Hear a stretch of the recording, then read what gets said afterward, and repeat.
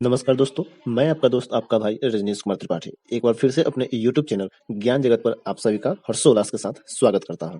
भाइयों, हम सभी जानते हैं कि भारत ने अपने पहले चरण का लॉकडाउन जो कि 21 दिनों का था उसे कंप्लीट कर लिया है, जिसके बाद हमारे देश के honourable prime minister Shri Narendra Modi ji ने दोबारा दूसरे चरण का लॉकडाउन जो कि 3 मई तक चलेगा उसकी घोषणा कर दी है।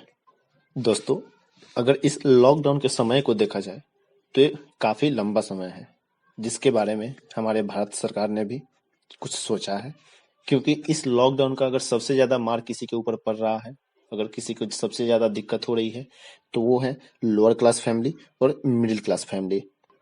और शायद इसलिए भारत सरकार ने इस दूसरे चरण के लॉकडाउन में कुछ सर्विसेज को, इसेंशियल सर्विसेज को स्टार्ट करने का निर्णय लिया है। आज हम इस वीडियो में उन्हीं सर्विसेज के बारे में आप सभी को बताएंगे कि कौन कौन से स्टार्ट किए जाएंगे और कौन कौन से नहीं किए जाएंगे। मैं आप सभी को इसेंशियल सर्विसेज के बारे में बताने से पहले हॉट स्पॉट्स डिस्ट्रिक्ट्स के बारे में बताना चाहूंगा। इंडियन गवर्नमेंट ने बेसिकली तौर पे अपने सारे डिस्ट्रिक्ट्स को 3 भागों में बांटा है, जिनमें कि पहला आ रहा है हॉटस्पॉट्स, जिसके अंदर में 170 डिस्ट्रिक्ट्स को सिलेक्ट किया गया है। दूसरा है नॉन हॉटस्पॉट्स, जिसके अंदर 207 डिस्ट्रिक्ट्स को सिलेक्ट किया गया है। और तीसरा है ग्रीन जोन, जिसके अंदर बाकी सारे डिस्ट्रिक्ट्स को सिलेक्ट किया गया है। इनके सिलेक्शन का जो प्रोसेस है वो कोरोना का केसेज को लेकर के किया गया है। जैसे कि हॉटस्पॉट्स में जितने भी डिस्ट्रिक्ट्स हैं उनमें लगातार पिछले दिनों से कोरोना के केसेस पाए गए हैं, जबकि नॉन हॉटस्पॉट्स डिस्ट्रिक्ट्स में पिछले 14 दिनों से एक भी कोरोना का केस नहीं पाया गया है। और ग्रीन जोन वाले जितने भी डिस्ट्रिक्ट्स हैं उनमें पिछले 28 दिनों से एक भी कोरोना का केस नहीं पाया गया है। हॉट स्पॉट्स डिक्लेयर किए जा चुके उस सारे डिस्ट्रिक्ट्स को लेकर के इंडियन गवर्नमेंट ने कुछ अपने गाइडलाइंस जारी किए हैं, जिनमें साफ तौर पे यह है कि जितने भी सर्विसेज स्टार्ट किए जा रहे हैं वो इन हॉटस्पॉट्स एरिया में किसी भी तरह से लागू नहीं होंगे। यहाँ पर पूरी कड़ाई के साथ घर में रहने के नियम को पालन किया जाएगा और ये आगे तक चलते रहेगा जब तक वे नॉन हॉटस्पॉट्स या ग्रीन जोन में ना आ जाए। ये सर्विसेज सिर्फ ग्रीन जोन और नॉन हॉटस्पॉट्स वाले डिस्ट्रिक्ट्स में ही लागू किए जाएंगे। तो चलिए जानते हैं कि कौन कौन से सर्विसेज को अलाउ किए जाएंगे। तो उनमें सबसे पहले हेल्थ सर्विसेज है, जिसमें कि hospitals, nursing homes, telemedicine facility. दोस्तों, यहाँ पे टेलीमेडिसिन फैसिलिटी का मतलब है कि अगर कोई दूर दराज गाँव में है और उसे डॉक्टर से मिलना है लेकिन वो नहीं जा पा रहा है तो वो इंटरनेट के जरिए ऑनलाइन डॉक्टर से सलाह ले सकता है। उसके अलावा मेडिकल शॉप्स और डिस्पेंसरीज हैं। उसके बाद मेडिकल रिसर्च है। देश में हमारे अभी सबसे ज्यादा जरूरत इसकी है। कोविड-19 को लेकर के रिसर्च हो रही है, तो उससे रिलेटेड जितने भी लैब्स होंगे या उसके जितने भी कलेक्शन सेंटर्स होंगे और प्राइवेट एस्टेब्लिशमेंट के जितने भी ऑथराइज होंगे उन सभी को स्टार्ट किया जाएगा। वेटनरी हॉस्पिटल्स को स्टार्ट किया जाएगा, डिस्पेंसरीज को स्टार्ट किया जाएगा, क्लिनिक होंगे, सेल और सप्लाई ऑफ वैक्सीन होगा, क्योंकि दवाइयों का भी मांग बहुत ज्यादा बढ़ रही है तो इसलिए उसे सप्लाई करने की भी जरूरत है। उसके बाद जितने भी मेडिसिन होंगे, जितने भी मैन्युफैक्चरिंग यूनिट्स होंगे मेडिकल डिवाइसेज को लेकर के, हमारे देश में भी मेडिकल डिवाइसेज की बहुत ज्यादा कमी है जिससे बनाना जरूरी है। तो उससे जरूरी यानी मेडिकल से लेकर के हेल्थ सेक्टर से जितने भी जुड़े हुए हैं उन सब का कंस्ट्रक्शन और मैन्युफैक्चरिंग अलाउ किया गया है। उसके साथ साथ जितने भी मेडिकल स्टाफ हैं, उसके पर्सन है, जैसे साइंटिस्ट हो गए, नर्स हो गए, पारा मेडिकल स्टाफ हो गए या फिर लैब में काम करने वाले टेक्नीशियन, उन सभी के मूवमेंट को अलाउ किया जाएगा। तो दोस्तों, नेक्स्ट है एग्रीकल्चर सेक्टर से रिलेटेड हर सर्विसेज को अलाउ किया जाएगा, क्योंकि आज भी हमारे देश भारत में किसानों की संख्या अधिक मात्रा में पाई जाती है और भारत की जनसंख्या का लगभग 60 से 70% जनसंख्या अभी भी कृषि पर डायरेक्टली या इनडायरेक्टली तौर पर डिपेंड रहती है। और कृषि का हमारे देश के जीडीपी में लगभग 16 से 17% तक का हिस्सेदारी होता है। इसलिए भारत सरकार ने एग्रीकल्चर से रिलेटेड हर सर्विसेज को अलाउ किया है ताकि जो फूड का प्रोडक्शन है वो प्रॉपर तरीके से हो सके। इसलिए किसानों को अपने खेत में जाकर के जुताई करने का अलाउ किया गया है। उसके अलावा जितने भी एजेंसीज होते हैं जो कि फार्मिंग से रिलेटेड होते हैं उन्हें अलाउ किया गया ताकि वो एग्रीकल्चर रिलेटेड प्रोडक्ट्स को बना सके। उसके बाद जो एग्रीकल्चर रिलेटेड मशीनरी शॉप है या फिर उसके फर्टिलाइजर्स या सीड के जितने भी कस्टम हायरिंग सेंटर हैं उन सभी को अलाउ किया गया है। इनके अलावा एपीएमसी मंडी जो होती है, जो कि रूरल एरियाज में होती हैं, उन्हें भी अलाउ किया गया है। इसके अलावा फिशिंग रिलेटेड जितने भी ऑपरेशंस होंगे, उसके प्रोसेसिंग और सेल्स होंगे, उन सभी को अलाउ किया गया है। उसके बाद प्लांटेशन ऑफ टी और कॉफी जो है, जो खास करके नॉर्थ ईस्ट एरिया में होते हैं, उन सभी को 50% वर्कर्स के साथ अलाउ किया गया है। और एनिमल हस्बेंड्री जितने भी हैं, जिसमें कि मिल्क के प्रोडक्ट बनने और उसे डिस्ट्रीब्यूट करने के जितने भी सर्विसेज होंगे, उन सभी को अलाउ किया जाएगा। भाइयों, नेक्स्ट है इंडस्ट्रियल इस्टेब्लिशमेंट्स को, जिसे 20 अप्रैल के बाद अलाउ किया जाएगा।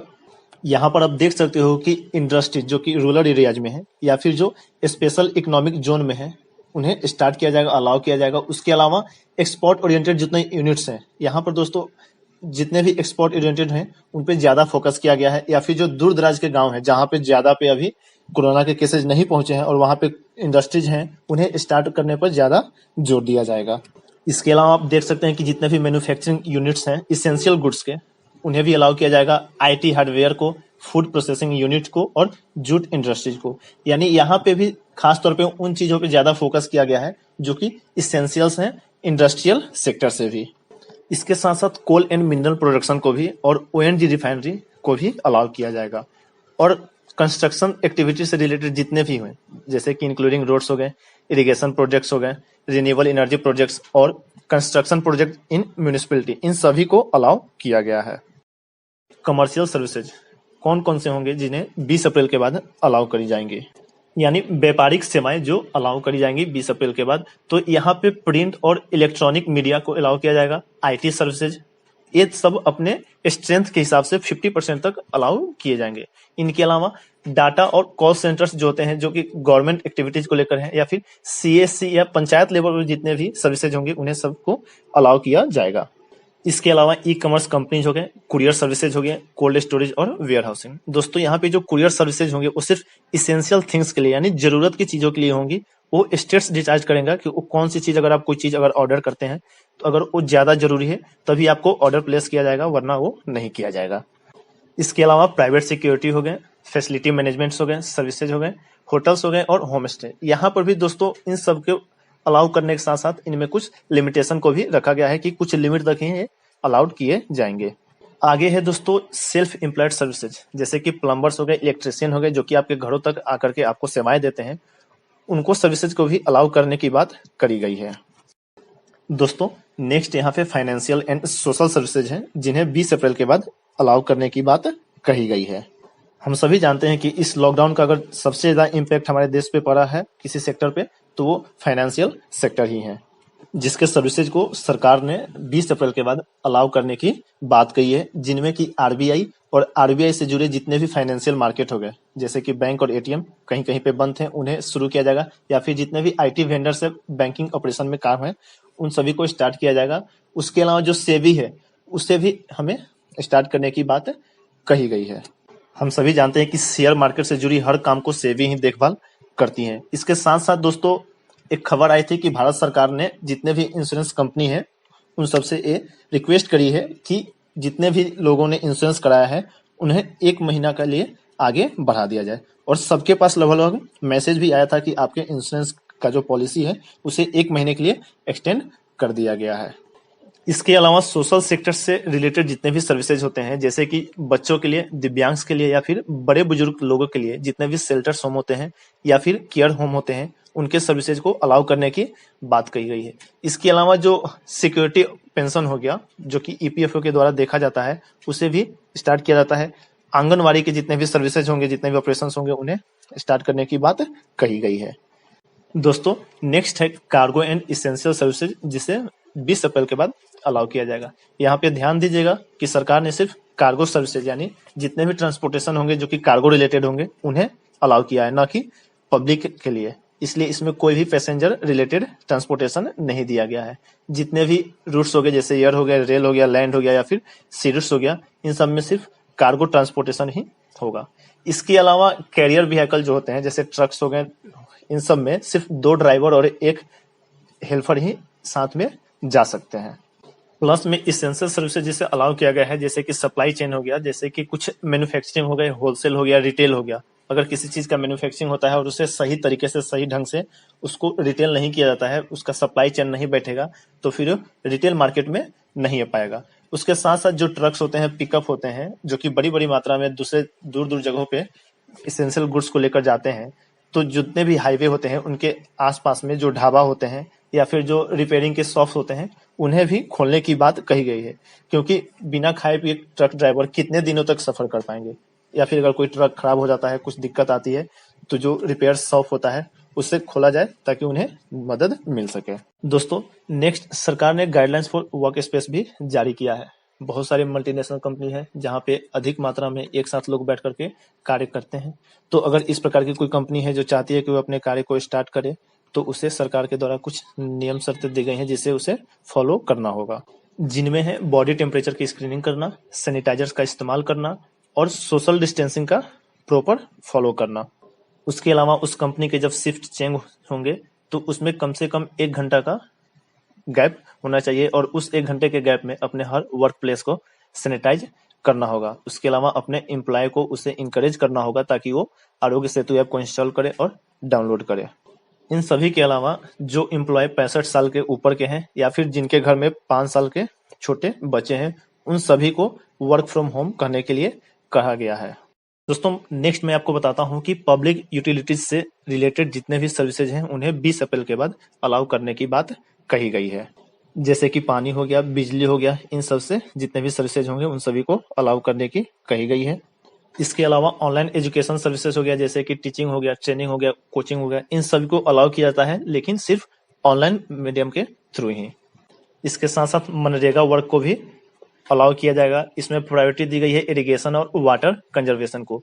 वाटर कंजर्वेशन पर ज्यादा फोकस दिया गया है, जो इसके अंदर प्रायोरिटी आती है उसके ऊपर ज्यादा फोकस दिया गया है। इसके अलावा जो वर्कर्स आते हैं इसके अंतर्गत उन्हें फेस मास्क यूज करना होगा, सैनिटाइजर का यूज करना होगा और सोशल डिस्टेंसिंग का फॉर्मल ऑब्जर्व करना होगा। यानी जितने भी मनरेगा वर्कर्स हैं उन्हें एक प्रॉपर प्रोसीजर के तहत ही काम करना पड़ेगा। प्लस में operations of ONG, power, postal services, water, sanitization, waste management, telecom and internet service, इन सभी चीजों को भी अलाउ करने की बात कही गई है। यानी दोस्तों, आप सभी को समझ में आ रहा है कि कोई भी काम करना है, कोई भी सर्विस अगर अलाउ किया गया है तो उसमें कुछ ना कुछ नियम और शर्तें रखी गई है ताकि लोग उसे फॉलो करें और सेफली रह सकें। दोस्तों, आगे मैं बताता हूँ मूवमेंट ऑफ पर्संस अलाउड। आप लोगों को अगर लग रहा होगा कि आप लोग इस सर्विसेज को जितने भी मिले हैं उन सबको जो अलाउ हो रही है, उसके बाद आप आसानी पर अगर रोड पे आ जा सकते हैं, इस बारे में सोच रहे हैं, तो ये गलत है। इसके ऊपर भी कड़ी नियम और शर्तें रखे गए हैं। यहाँ पे दिया गया है, आप सब देख सकते हैं कि जो प्राइवेट गाड़ी होंगे वो सिर्फ मेडिकल इमरजेंसी में ही रोड पर जा सकते हैं, आप उससे यूज कर सकते हैं। अगर आप किसी जरूरत की चीजों को खरीदना चाहते हैं तब आप रोड पर आ जा सकते हैं। अगर आप अपने 4 व्हीलर का यूज करते हैं तो ड्राइवर के पीछे मात्र एक आदमी ही बैठ सकता है, यानी 4 व्हीलर में मात्र 2 आदमी जा सकते हैं। अगर आप 2 चक्के से बाहर जाना चाहते हैं तो सिर्फ और सिर्फ उस पर एक आदमी ही होना चाहिए जो कि गाड़ी को चला सके।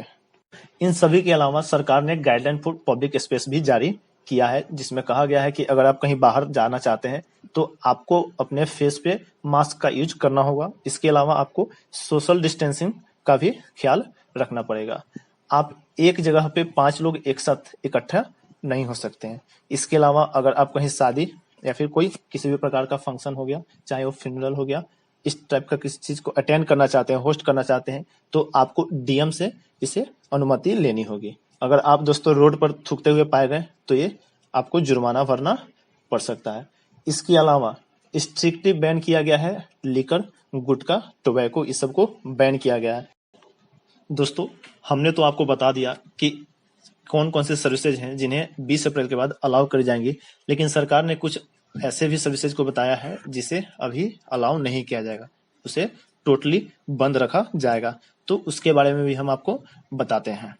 तो दोस्तों, जितने भी डोमेस्टिक या इंटरनेशनल फ्लाइट्स हो गए, पैसेंजर ट्रेन हो गए, बस हो गए, मेट्रो हो गए, रेल हो गए, टैक्सी हो गए, इंटर स्टेट ट्रांसपोर्ट हो गए, इन सभी को पूरी तरह से बंद किया जाएगा। अगर इन सभी का इस्तेमाल अगर हो भी सकता है तो सिर्फ सिक्योरिटी और मेडिकल पर्पस के तौर पे ही इसका इस्तेमाल हो सकता है। इसके अलावा इंडस्ट्रियल और commercial activity, hospitality service, educational, training, coaching institution etcetera, इन सभी चीज बंद रहेंगे, जो कि पहले हमने बता दिया है। उसके अलावा इस फील्ड से जो है सो उसे अलाउ कर दिया गया है, लेकिन जो इम्पोर्टेंट नहीं है, जो इसेंशियल नहीं है, उन सभी को इन सारे सेक्टर से भी बंद किया जाएगा। इन सब के अलावा सिनेमा हॉल बंद रहेगा, mall, gym, bar, pools, entertainment park, assembly hall, ये सभी के सभी बंद रहेगा।